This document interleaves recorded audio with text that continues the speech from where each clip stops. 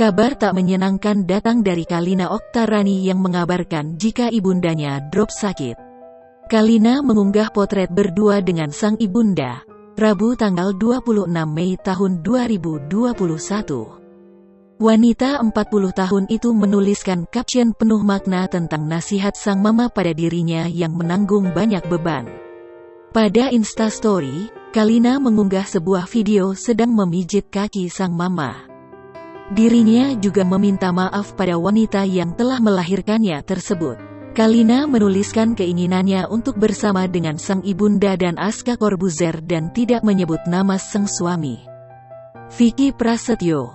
Kabar sakitnya sang ibunda menyusul setelah Kalina curhat lelah tentang rumah tangganya dengan Vicky Prasetyo.